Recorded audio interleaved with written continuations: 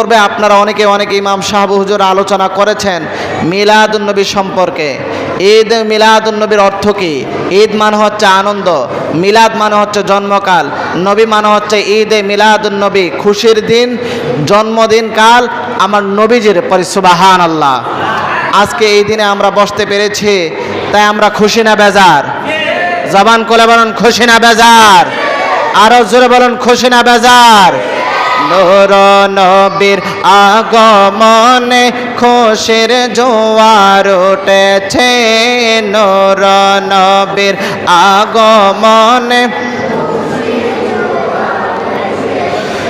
কুল্লি আলম লুটে পড়ে, কুল্লি আলম লুটে পড়ে যাহার চরণ তলেতে, নূর নবীর আগমনে খুশির জোয়ার উঠেছে, নূর নবীর আগমনে খুশির জোয়ার উঠেছে। সকলে বলে মারহাবা।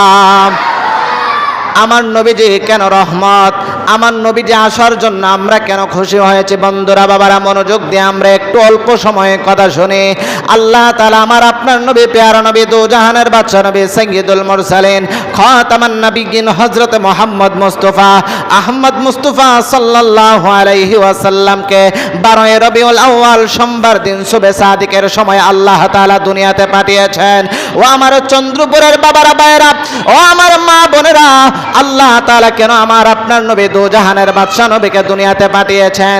যখন মহিলাদের কোনো দাম ছিল না, জাহিলিয়াতের যুগ ছিল, অন্ধকার ছিল, বর্বরের যুগ ছিল, তখন আল্লাহ তাআলা মক্কা নগরীতে হযরত আব্দুল মুত্তালিবের সন্তান হযরত আব্দুল্লাহর ঘরে মা আমেনার ঘরে আল্লাহ তাআলা আমার আপনার নবী দু জাহানের বাদশা নবী সাইয়্যিদুল মুরসালিন খাতামান নবিয়্যিন হযরত মুহাম্মদ মুস্তাফা আহমদ মুস্তাফা সাল্লাল্লাহু আলাইহি ওয়াসাল্লামকে দুনিয়াতে পাঠিয়েছেন। জবান খুলে পড়ি সুবহানাল্লাহ।